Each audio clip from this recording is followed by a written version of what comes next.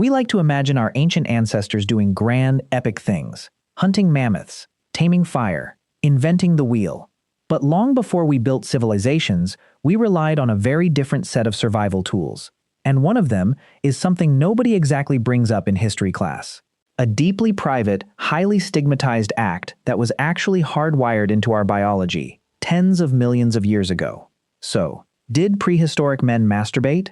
The answer isn't just a simple yes. It turns out it was an absolute masterclass in evolutionary survival. Let's go back, way back, long before Homo sapiens ever walked the earth, before we even had the cognitive capacity to feel embarrassed. Picture the primate family tree around 40 million years ago. It was a ruthless, chaotic world. Survival wasn't just about dodging predators or finding food. It was about passing on your genes in an aggressively competitive environment. You might think self-pleasure is some quirky byproduct of modern human boredom. It is not. This is ancient hardware. Researchers at University College London published a massive study in 2023 tracking this exact behavior across the primate lineage. They found it has been deeply embedded in our evolutionary DNA for at least 40 million years. Evolution doesn't keep a behavior around for tens of millions of years unless it offers a serious, undeniable advantage. And this one offered 3. In the wild, reproduction is a brutal lottery. You need every edge you can get. By engaging in this act, early primates were essentially hitting a biological refresh button. It flushed out old, degrading sperm. That meant when a fleeting, high-stakes opportunity to mate actually happened, the male was deploying only the freshest, highest-quality swimmers. In a world where multiple males were competing for the same female, that upgrade in quality was the difference between genetic immortality and an evolutionary dead end. But it wasn't just about winning the reproductive race. It was about surviving it. Mating in the wild comes with the very real risk of nasty infections. This behavior acted as a built-in cleaning mechanism. It literally flushed out the genital tract, dramatically lowering the risk of sexually transmitted diseases. It wasn't a taboo. It wasn't a moral failing. It was a brilliantly efficient, biologically programmed strategy to stay clean, stay competitive, and stay alive. We didn't invent it. We inherited it. Let's put you in the shoes of an early hunter-gatherer for a second. We tend to romanticize this era, picturing noble people living in perfect harmony with a pristine wilderness. In reality, nature was a nightmare. Everything wanted to eat you. Starvation wasn't a vague, distant threat. It was a constant shadow. A bad winter or a dry summer meant your entire group could simply vanish. The sheer, unrelenting stress of prehistoric life is something modern humans can barely comprehend. Your nervous system was basically screaming on high alert, marinating in cortisol, 24 hours a day. But here's the twist. You can't survive if your brain is permanently stuck in panic mode. You need a way to bring the baseline back down to earth. You need a self-soothing mechanism.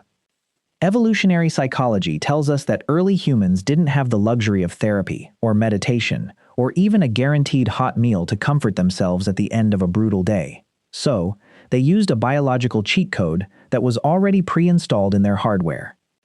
When you look at this behavior strictly through the lens of neurology, it stops being a taboo and starts looking like a brilliantly efficient survival hack. The act triggers a massive, instantaneous flood of dopamine and endorphins in the brain. These aren't just feel-good chemicals. In the unforgiving wilderness, endorphins act as remarkably powerful natural painkillers. Dopamine acts as a heavy-duty sedative for an overworked, terrified mind. It forces a frantic nervous system to abruptly power down and hit reset. And here is the absolute genius of the design. Think about the ruthless calorie economy of the Pleistocene epoch. Finding a mate wasn't just difficult, it was incredibly expensive. It required burning precious physical energy, navigating complex social hierarchies, and exposing yourself to the dangers of the open environment.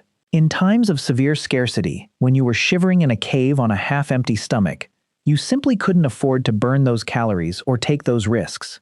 You needed a way to hack your own brain chemistry.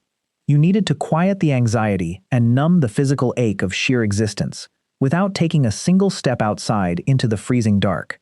It was a zero-risk, zero-calorie physiological reset. A private release valve that kept our ancestors from literally dying of stress, long before civilization ever invented the concept of anxiety. Let's talk about something that doesn't get enough credit. What happens when a 40-million-year-old biological survival hack collides with the dawn of human civilization? You might assume that the moment we invented writing and built temples, we immediately wrapped this behavior in layers of shame, guilt, and strict moral codes. But history is deeply ironic. Before this act was classified as a sin or a taboo, it was revered as a superpower. If you dig into the pyramid texts, which are some of the oldest sacred writings ever discovered, you don't find censorship.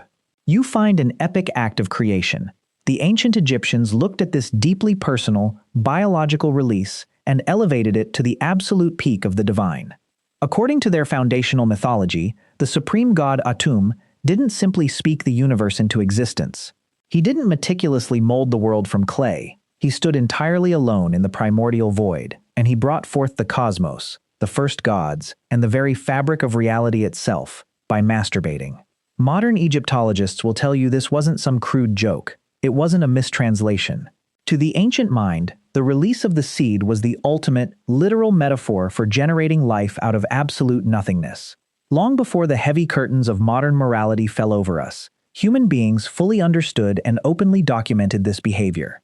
They didn't view it as something dirty to be hidden in the shadows. They saw it as the spark that ignited the universe. When you zoom out far enough, the whole story becomes something worth sitting with. We spend so much time trying to distance ourselves from our biology, pretending that our modern rules and anxieties are the only things that govern us.